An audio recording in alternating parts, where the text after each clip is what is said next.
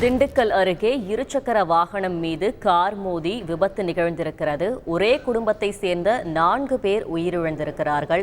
இது பற்றின கூடுதல் விவரங்களை செய்தியாளர் சரவணன் வழங்கிட கேட்கலாம். சரவணன், வணக்கம். இந்த விபத்திற்கான காரணம் என்ன? விவரங்களை பதிவு செய்யலாம்.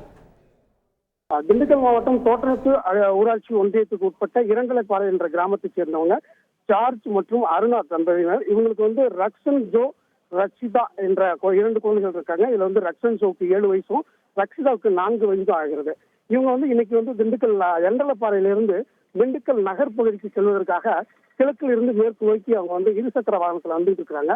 அப்போது திண்டுக்கல் நத்தம் ரோட்ல நல்லாம்பட்டி பிரிவு என்ற பகுதியில வந்து கொண்டிருந்த போது திடீரென திண்டுக்கல்லில் இருந்து நத்தம் நோக்கி சென்ற ஒரு கார் எதிர் திசையில், அதாவது நடுவில் இருந்த பேரிகார்டை தாண்டி எதிர் திசையில் பறந்து சென்று எதிரே வந்த இந்த குடும்பத்தினர் வந்த இருசக்கர வாகனத்தின் மீது பலமாக மோதியது.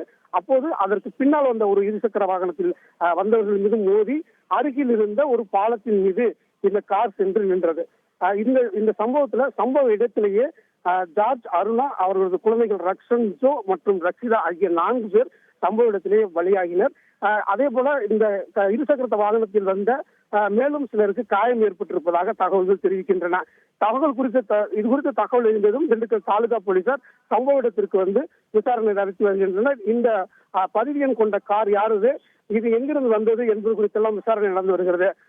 கார் எதிர் திசையில் சென்ட்ரல் மீடியலை தாண்டி பறந்து வந்தது. எதிரில் வந்த குழந்தைகள் மீது மோதியது இந்த விபத்திற்கு காரணம் என்று முதல் தகவல் தெரிய வந்துள்ளது. பலத்த காயமடைந்த 2 தற்போது திண்டுக்கல் அரசு தலைமை மருத்துவமனைக்கு கொண்டு செல்லப்பட்டுள்ளனர். விவரங்களுக்கு நன்றி சரவணன்.